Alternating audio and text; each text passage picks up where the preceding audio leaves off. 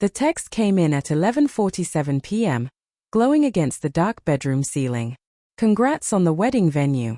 Didn't know your lab doubled as a banquet hall faced with tears of joy.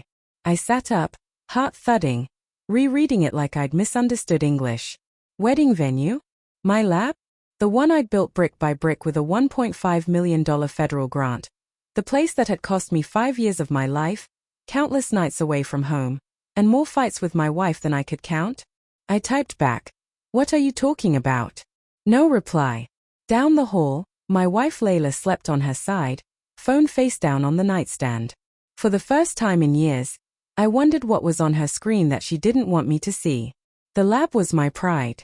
I still remembered the smell of fresh paint, the hum of new equipment, the weight of the grant approval letter in my hands. My sister Nadia had hugged me that day, crying, saying she was proud.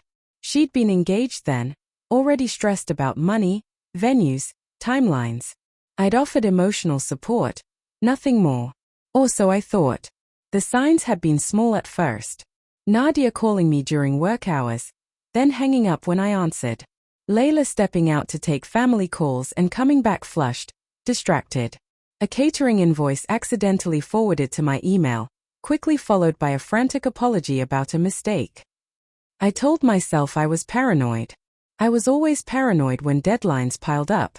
But then the missed calls started. From my lab manager. From campus security. From an unknown number that left a voicemail full of laughter, clinking glasses, and someone saying, "Careful around the centrifuge." I drove to the lab the next morning with my jaw clenched so tight my teeth ached. The parking lot was full. Not of faculty cars. Of SUVs, flower vans, and a white stretch limousine parked crookedly near the loading dock. Inside, my lab, my sterile, controlled, carefully regulated space, had been transformed. White drapes hung from the ceiling. Rose petals littered the floor, crushed into places they should never be. My main workbench held a 3-tier cake, sweating under the lights. Someone had taped fairy lights to the biosafety cabinet. I felt dizzy, like I was standing inside a stranger's dream, watching my life being erased.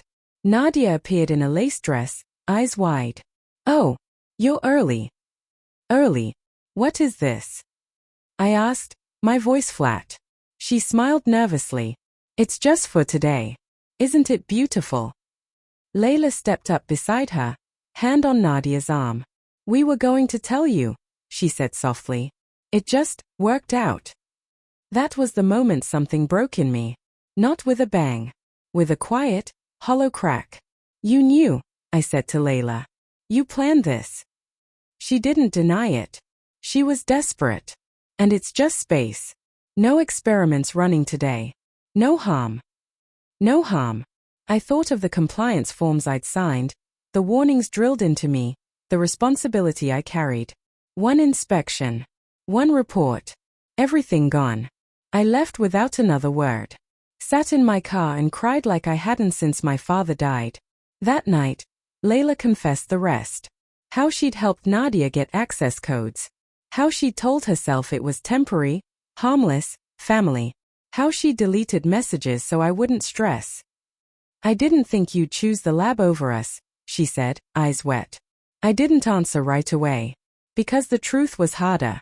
It wasn't about choosing the lab. It was about realizing the people I trusted most had decided my boundaries didn't matter. That my work, my integrity, my career were negotiable if it made their lives easier. I reported the incident the next morning. I had to. The fallout was brutal. Investigations. Warnings. Months of damage control. My sister didn't speak to me again. Called me heartless through mutual relatives. Layla and I tried counseling. Tried forgiveness. But every time she said family, I heard betrayal. We separated 6 months later. Now, when I walk into the lab, it's clean again. Quiet. The hum of machines steady, reliable. They don't lie to me. They don't hide messages or make excuses. Sometimes I still think about that night. The lights, the laughter, the way my life's work became someone else's fantasy. And I remind myself, love doesn't require self-erasure. Respect isn't optional. And rebuilding, while slow and lonely, is still better than standing in a room full of flowers that were never meant to bloom there.